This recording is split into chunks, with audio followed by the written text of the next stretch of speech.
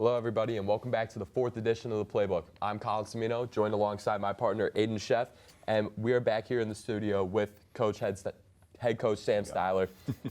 We are heading to Week 4 now, and the Bulldogs are sitting at 3-0 after another stellar win against the Ridgewood Rebels, 51-12. And G threw 4 for 6, 47 yards, 1 touchdown, and 54 rushing yards for 1 touchdown. Bubba, 9 for 10, 131 yards, 3 touchdowns, and 1 interception, and he did just win RB Athlete of the Month. Yeah. Jacob Ratana, 7 rushes for 77 yards and 3 first downs, and Jaden Karras, 3 receptions, 93 yards for 2 touchdowns. And cannot forget Ben Biskupic, 1 strip sack with the scoop and score. And how refreshing has it been to see Jacob Ratana take such a big step these last couple of weeks? Yeah, I mean, I think we all knew that, he was bound to do it, right? I think we talked about it last week. He had a great performance against Hinsdale South. And then obviously, Week 1, we talked about too, maybe not showed up on the stats, but what he was able to do in the run game and the pass game, he was just huge for us, right? And I think we know how talented Jacob is. He's just a tough guy to tackle, man. Just low to the ground, but one of the strongest kids on our team. So I think, it helps us out in a huge, in a bunch of different ways, right? Being able to establish a great run game only allows us to, open up the pass game a little bit more. So with all the weapons that we have across the field, you want to try to stop one guy. We got a couple more right behind him that, could pick him up. But Jacob's had a couple great weeks, and we're looking forward to another great week. Yeah, I think I went out of my way to call him a bowling ball. I felt like that was the best way to describe I compared him to Saquon. Hey, there you go. So both G and Bubba contributed in different ways at quarterback, and they did combine for 5 total touchdowns. What goes into evaluating their performances and the balance they bring to the offense? Yeah, I think just, trying to prepare for 2 guys that, maybe have a little bit different styles, but can both, perform our offense to the fullest ability. It's a hard thing to do for a defense. Trying to figure out, hey, who's in and what are we going to do with them? I think just knowing that we have the whole playbook available for both those guys is huge for us, right? So seeing G come out and had a great couple big throws, a couple great runs for us, I think it was great for him. It was great also for Bubba to bounce back. His first throw of the day was an INT, but bounce back then and go, perfect 9 for 9 following that class. It's huge, right? It just shows how much confidence and how much, competitive nature he has in himself and in his teammates. And, he never wavered. I think that was huge, too. Just both those guys have not taken one step back. Neither one of them have shied away from the competition, whether it's in practice or in the game. They're pushing each other. They're pushing this team. So very proud of both of them, man. Yeah, no, they both look great. And with multiple players finding the end zone, Jaden Karras and X in the passing game, and Jacob Ratana and Nico Caputo in the run game, how important is that kind of depth and versatility to you? It's huge, man. It's huge, right? I think I just kind of alluded to it when – you want to try to stop the run game against us because, we've had a couple successes with that in the last couple of weeks. That's great. Good luck. And then also know that we got a couple dudes on the outside that can, hit you over the top or can make people miss, in, quick game pass routes, get us out to the flat a little bit too. We got guys all across the board. So just makes our offense that much more dynamic, right? And again, all the credit in the world to our offensive line. They've had a phenomenal season so far. They are run blocking their butts off. They're able to keep our quarterbacks safe back there in the pocket as well.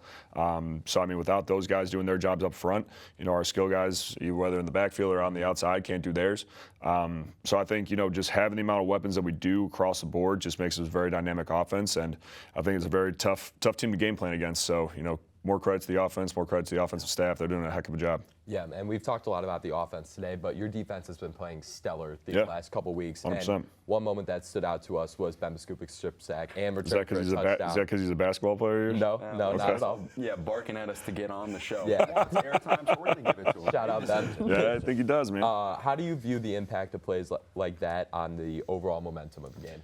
Yeah, it's huge. that play came kind of towards the end of the game. But I think just keeping everybody locked in and showing that doesn't really matter what point of the game we're at, where what the score is in the game. Knowing that our guys are still willing to go 100 miles an hour is huge for us, right? It's just showing that we're not giving up at any point in the game. And I'm super proud of Ben. A guy that just came out for football for the first time in high school this year, to then also earn the honor of being a captain. I can't say enough good things about Ben and how hard he works, how hard he pushes his teammates, right? Maybe in the classroom may seem like a quieter guy, but when you put him out on the football field, man, he's an animal. I'm sure he's the same way on the hardwood. He's a phenomenal player for us. Brings a phenomenal energy to our team. But it's just showing no matter what time of the game it is, our guys are ready to play and compete. Ben Weissman too.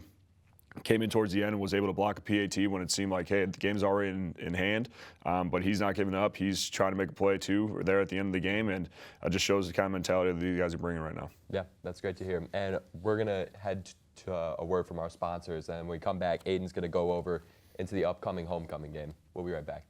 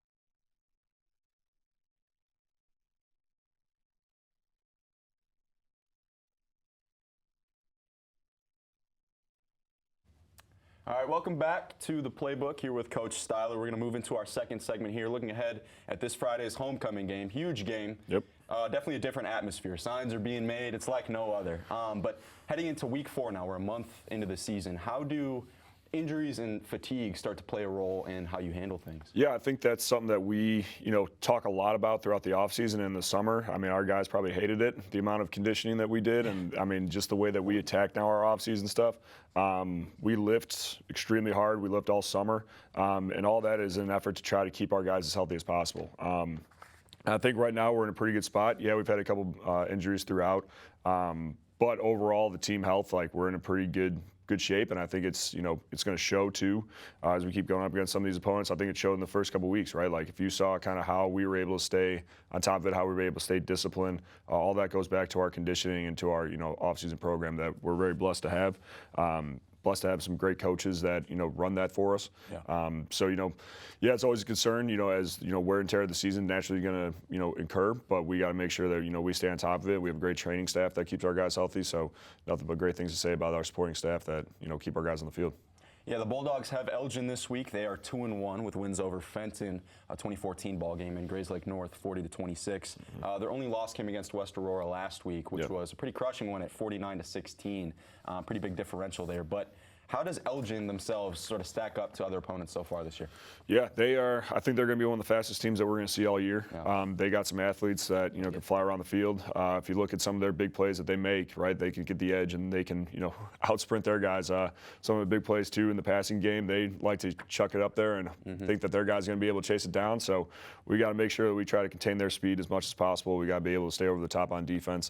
Offensively, know that they're coming downhill and they're going to like to hit you. So we got to make sure that we're prepared in all phases of the football game.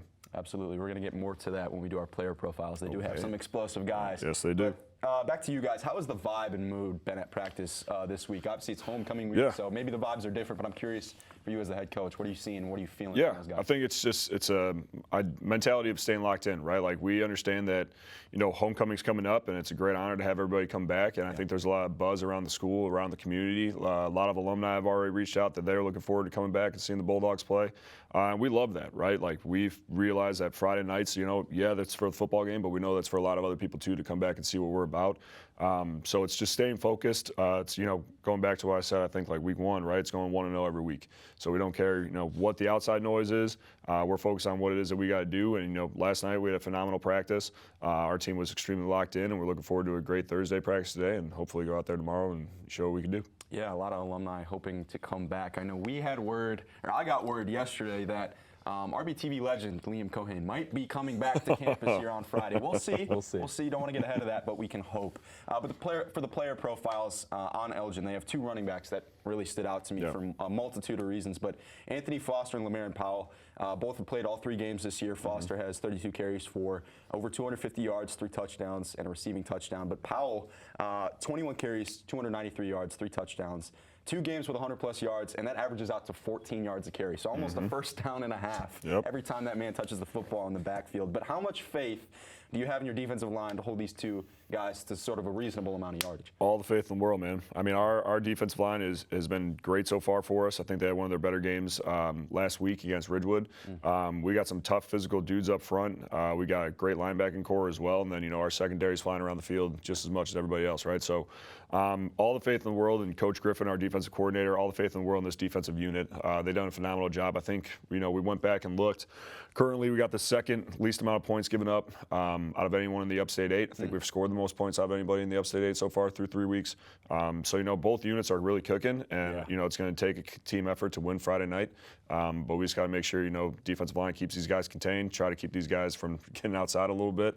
If we can do that, we can keep them from getting over the top, then, we'll be in a pretty good spot. And those are pretty good statistics there. Do you feel as if your run defense more broadly has been a strength so far this season? Yeah, absolutely, man. I mean, the 2 running backs that we faced, weeks 1 and 2 are some of the best running backs I think we're going to see throughout the season, right? Like, they were explosive, and our guys did a great job containing them, right? Keeping the score where it was.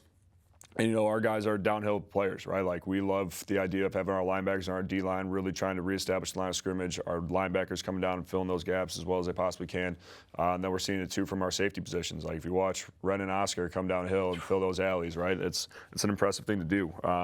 Luke Ferguson's done a phenomenal job, too, for us from that stud position, or what most people know as like a nickelback. His job is to make sure that no one gets outside of him, and, he's done a great job through 3 weeks. But our defensive line, man, they're big, strong, physical, fast. Like, that's everything that you want out of a defensive line. So, I think they're going to have a great night tomorrow night, too. Yeah, absolutely. So what kind of discipline does your defense, because we're not talking about just one running back here. We're talking about 2 guys who have put up some pretty crazy stats so far this season. What kind of discipline does it take for your defense to maintain, the balance between those 2 guys and not overcommit to one back? They'll switch up a lot. Oh, yeah, 100%, man. I mean, you can't focus on one guy throughout the entire game, right? Especially when you have 2 dynamic players like they do over there at Elgin. But, it's doing, it's getting aligned correctly every play. It's knowing your assignment, and it's executing your assignment. If we can do that every single play, we're going to be in a good spot. But, these guys, you got to stay disciplined, right? It's easy to want to go up and try to go get the quarterback every play. It's easy to try to get upfield and try to stop these guys in the backfield. But we know that we got to be able to do our job, play in and play out, not get too ahead of ourselves, not try to do somebody else's job. And our guys, our defensive coaching staff's done a phenomenal job of keeping our guys disciplined. It's one of the things that, we preached in the summer. Coach Griffin's done a phenomenal job for us in that regard. So, I have all the faith in the world in our guys for tomorrow night, and just looking forward to what they're going to do. And you just said the word discipline. So do you see this matchup as more of a test to your defensive line or your team discipline as a whole? Oh, it's everything, right? I mean, you got to be disciplined all across the board, right? Like, we got to be disciplined on special teams, right? Knowing your assignment, knowing that, that's not a play off. It's a play that we can, win the field position battle. It's a play that oftentimes comes with free points when we get a PAT, right? So everything that we do is about discipline and how we coach our guys up, right? It's knowing, the discipline to run your routes to the right depth. It's discipline to, pick up the right block. It's discipline to know that we're not trying to get all the way in the backfield for the defensive line position. It's beating your man, right? And from the linebacker perspective, it's shooting the gap when you see it, right? Staying over the top on defense. So we preach discipline all the time in everything that we do. And I think, it's defensive line's got to do their job, but as a team, collectively, we got to make sure that we're staying locked in throughout the entire time, just worrying about our job. Absolutely love it. Well, that'll do it for this week's homecoming game segment versus Elgin. We're going to kick it over to Colin for the 3rd and final segment. A little bit more of a fun topic here. We're going to go over to Instagram to see what the guys have to ask Coach Styler. It's not just us this week, so we'll kick it over to Colin after a word from our sponsors.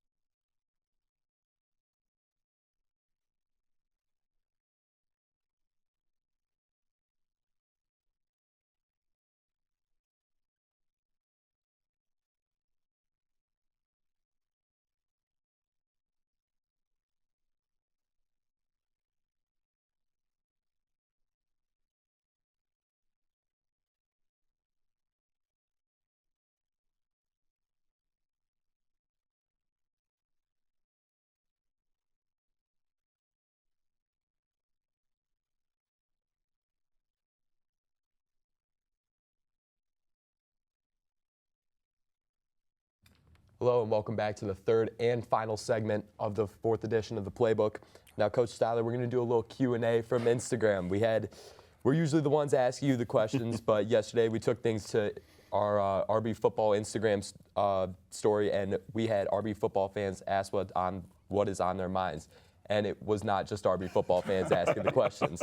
So the first question is, which of your players have you seen perform well coming into the season as sort of an underdog? Yeah, man. I mean, we got a lot of guys who have surprised us so far, and I'm proud, of all 49 of our players, how hard they've all worked. Trying to think like specifically some guys that,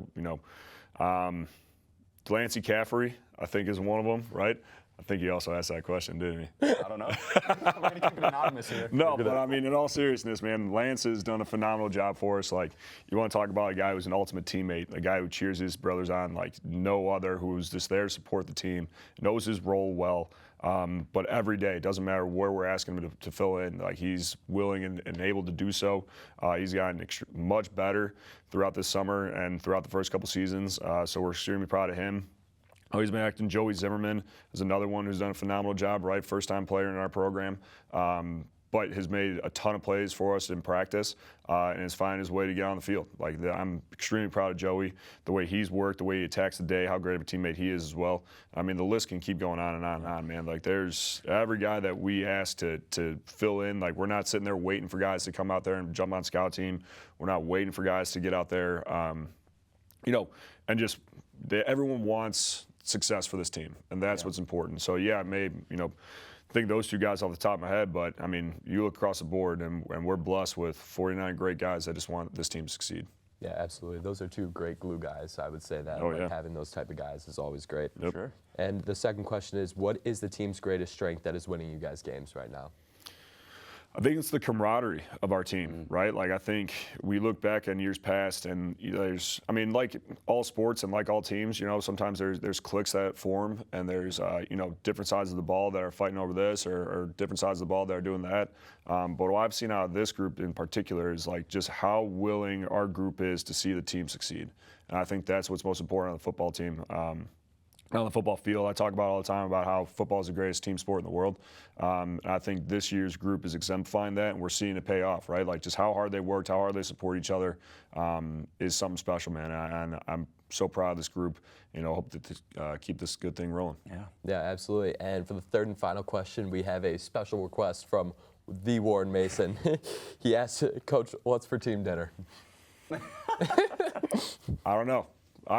I get asked this every Thursday, and I don't know, and they keep bugging me about it, but I don't know. I never know. I never want to know. It's a surprise every week. There you go. But, Ryan, I'm going to talk to that kid later today. There's your answer, Ren. Yeah. Or you're going to keep it mysterious in terms of team dinner. I know that probably wasn't the answer you were looking for, Ren, but maybe you'll find out soon.